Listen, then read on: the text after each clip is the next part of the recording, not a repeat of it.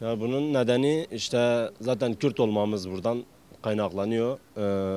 Ergani gibi bir yerde binlerce ufak çocuklar 8 yaşlarına kadar şu an uyuşturucuya düşmüş haldeler. Hani herkesin buna bir el atması lazım. Hani zaten devlet el atmıyor. Devletin zaten çocukları zehirleme gibi bir planı var.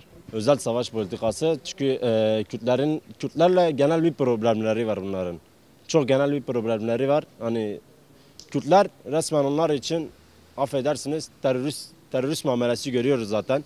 Ufacık çocukların bile zaten öldürüldüğü bir ülkede yaşıyoruz. Biz her şekil buna karşıyız. Uyuşturucu olsun, fuhuş olsun.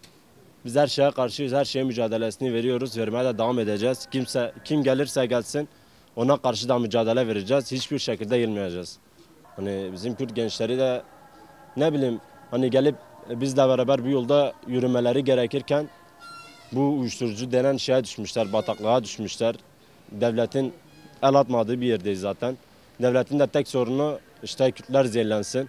Yani biz istemiyoruz. Biz buna karşıyız. Biz uyuşturucuya karşıyız. Ahmetspor Direniş Grubu olarak her şeye karşıyız. Hani bunun mücadelesini veriyoruz. Herkesin buna el atmasını istiyoruz. Herkesin gelip bize bu konuda yardımcı olmasını istiyoruz. Her bir kente bu uyuşturucuya karşı mücadelemizi vermek istiyoruz. Şöyle ki şu an herkes kendi çıkarlarına bakıyor. Bu yüzden parayı aldıkları zaman kim istedi, nasıl istedi, yaşları kaç hiç sorulmuyor. Bu yüzden de direktmen yani temin edebiliyorlar. Direktmen alıyorlar ve kullanıyorlar. Yani devletin de buna karışmamasının sebebi Kürt halklarında zaten çoğunlukla burada ekiliyor, buralarda ekiliyor, Kürt kentlerinde ekiliyor. Devletin de karışmamasının amacı gençlerimizin zehirlenmesi. Bu yüzden de kimseye tepki göstermiyor. Devletin kendi arasında yürüttüğü bir politikadır bana göre. Yani amacın zaten başı gençleri zehirlemek. Şöyle ki zaten bizi istemiyorlar kendi aralarında. İstemedikleri için ne kadar bozulursak, gençlerimiz ne kadar kötü yola düşerse bu onları iyi yönde etkiliyor. Ve biz sağlıklı bir şekilde düşünemiyoruz. Çünkü kullandıkları zaman sağlıkları bozuluyor. Bu yüzden de hiç karşılık göstermiyorlar. Bence bir mücadele vermemiz lazım. Hani Ahmetspor Direniş Grubu olarak biz zaten mücadelelerimizi her yerde veriyoruz. Tabii bunlar sadece Kürtler için geçerli. Faşizmin yaptığı bir şey. Hani sadece Kürt toplumlarına, hani Kürt çocuklarını zehirlemek ve hani onları topluma kazanmamak amaçlı hani böyle bir şey yapıyorlar.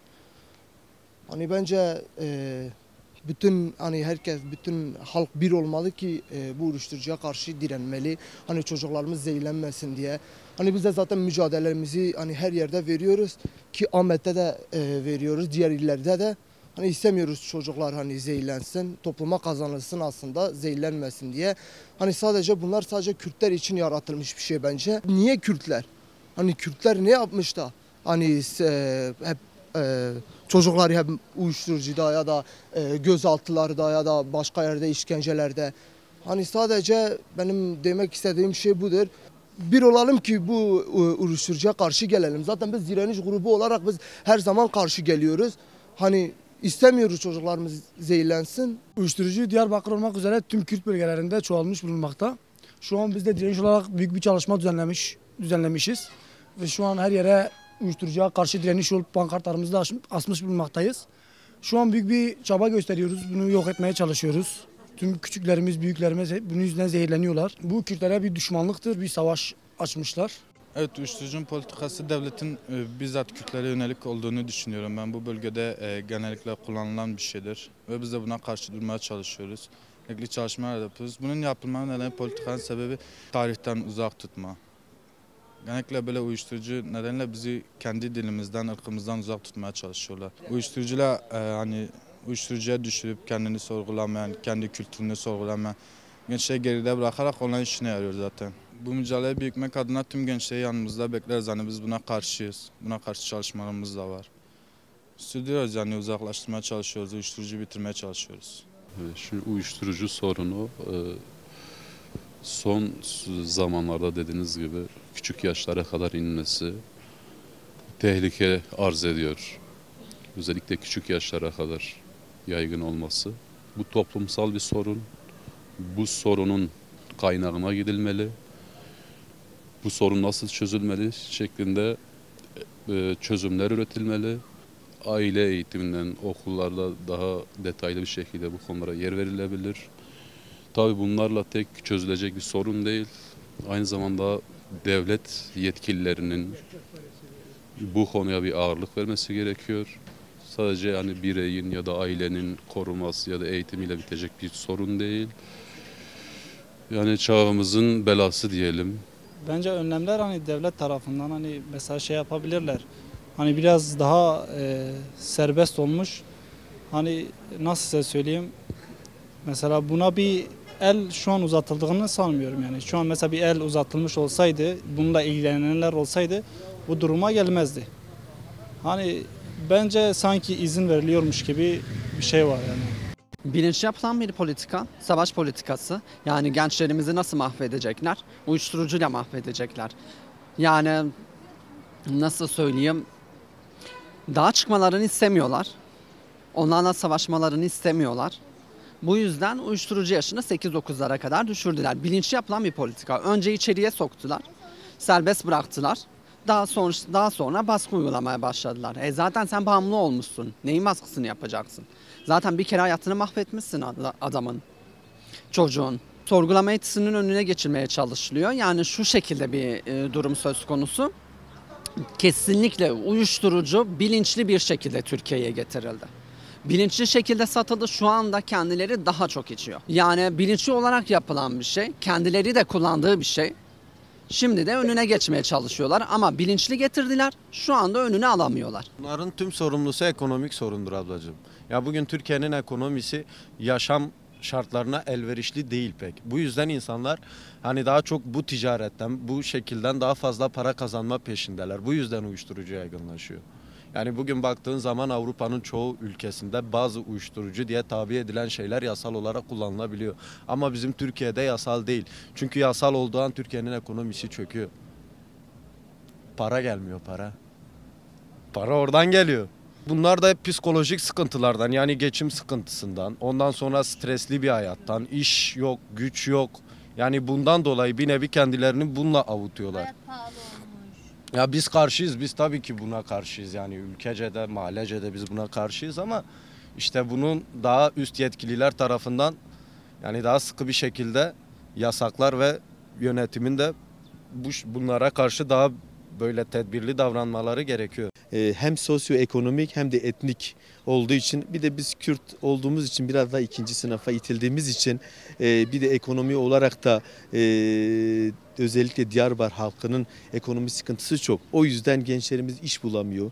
İşten dolayı sıkıntılara giriyor. Allah muhafaza kötü yollara düşüyorlar. Uyuşturucudur, hırsızlıktır, cinayettir. O yüzden sebebi en büyüğü sosyoekonomi ve ikinci sınıf ve insan sınıfına koyulduğumuz için ondandır. Ahmet'te genellikle şöyle bir durum var. Mesela geceleri falan parklarda, özellikle geceleri çok tehlikeli olmaya başladı Diyarbakır. Ama öncelikle bunun en ön suçlardan biri bence kendi düşünceme göre devlettir. Tamam, operasyonlar falan oluyor özellikle Lice bölgelerinde, köy, kırsal bölgelerde. Ama yetersiz kalıyor, yani her türlü şehire falan ulaşıyor, başka şeylere de ulaşıyor. Ama öncelikle bu uyuşturucuya düşme sebeplerinden biri bir nevi ebeveynlerden de oluyor. Çünkü babaları sürekli dışarıda ekonomik sıkıntılardan, aile içi huzursuzluklardan oluşuyor. 7-8 yaşları dediniz diye. Şimdi aile içi huzursuzluk oldukları zaman özellikle kız çocuklarında psikolojik çökme olayları oluyor. Şimdi evde huzur olmadığı için ekonomik sıkıntılardan dolayı. Ondan sonra çocuklar da arkadaşlarının yanına gittiği zaman farklı çevrelerden uyuşturucuya düşüyorlar. Bir kereden bir şey olmaz, rahatlayayım, aile içi huzursuzluklar düşünmeyeyim, sıkıntılarımı düşünmeyeyim, gelecek kaygısı olmasın düşünmeyeyim diye bir kere deyip sürekli uyuşturucuya düşüyorlar zaten. Dediğiniz gibi önceden Diyarbakır'da o kadar küçük yaşlara kadar düşmemişti. En babası 18-19'du. Şimdi mesela 7-8 yaşlara kadar esrar olsun, kenevir tohumları, binevir çeşitlerinden dolayı aşırı düşkünlük oluştu. Herkesin sürekli bir kafa uyuşturması ya da ne bir düşüncelerini bırakması, huzursuzluklarından vazgeçebilme yönlerinden dolayı oluştu. Yani özellikle bu genelde Kürtlerde oluşan bir şey var. Bunu Kürtlere bırakıyorlar. Çünkü Kürtler bunu içsin de hiçbir şekilde kendini geliştiremesin diye, önlerini görmesinler diye, ondan sonra hiçbir şey sorgulamasınlar diye var zaten bunlar. Mesela Türklerde böyle bir olay genelde yok ama Kürtlerde aşırı var. Neden? Kürtler siyasi politikalara karşı sorgulamasınlar diye. Devletin kurallarını bilinçlenmesi, kızmasınlar diye bir nevi. Onun için beyinlerini de böyle yıkabiliyorlar. Yani bir nevi Kürtlere yönelik iç savaş da diyebilirim yani buna. Gençlerin akıllarıyla oynamak için hiçbir şey sorgulamasınlar diye. Kitap bile okuyamıyorlar öğrenciler mesela. Sürekli bir uyuşturucu bağımlılığı, kafa rahatlatma gibi düşüncelerden dolayı. Valla tabii ki de olumsuz buluyorum. Ama düşmesinin bir nedeni de gençlerin özenti duymasıdır. Ne konuda özenti duymasıdır? Ekonomik olarak, parasal yönden bence kendilerini geliştiremiyorlar. Geliştirememelerinin sebebi de belki yeterli iş olanağı bulmuyorlar. Eğitim olarak eğitimlerini sağlayamıyorlar. Ekonomik koşullardan dolayı belki ne bileyim bir fen lisesini kazanan bir öğrenci ekonomik koşullardan dolayı okulunu okuyamıyor. Ha bu da ne oluyor? Yasa dışı yollardan rahatlıkla para kazananlara özeniyorlar. Onların yanına gidiyorlar. Lüks arabalara biniyorlar. Bizden daha lüks kıyafetlere giyiyorlar. Saatler olsun, kolyeler olsun. Bu da gençler bir nevi bunlara özenti duyuyor. Ha, bu defa onu taklit etmeye başlıyor. Ne yapıyor? Yanına gidiyor. Bir de merak var. İçersem ben de onun gibi olurum. İçersem ben de belki şöyle olurum. Ha, etraftan aldığı olumsuz davranışlar da onu etkileyebiliyor. Çünkü küçük yaşta etrafından ne görürse ona musallat oluyor. Ha bir de bizim insanlarda biraz şöyle bir şey var. Bir şey olumsuz gittiği zaman hemen şey geliyor. En kötü neyse ona saralım. Zaten batmışız, tam batalım aklıyla. Daha kötüye vuruyorlar. Biz bu ülkede düşüncelerimizi rahat ifade edemiyoruz. Korkuyoruz. Neden dolayı korkuyoruz? Çünkü herhangi bir yorumda hemen dışlanabiliyoruz. Ha, devlet buna nasıl müdahale edemez? Müdahale edebilir. Tüm girişleri korur. Ya bunları takip eder. Yani kim olduğunu zaten biliyorlar.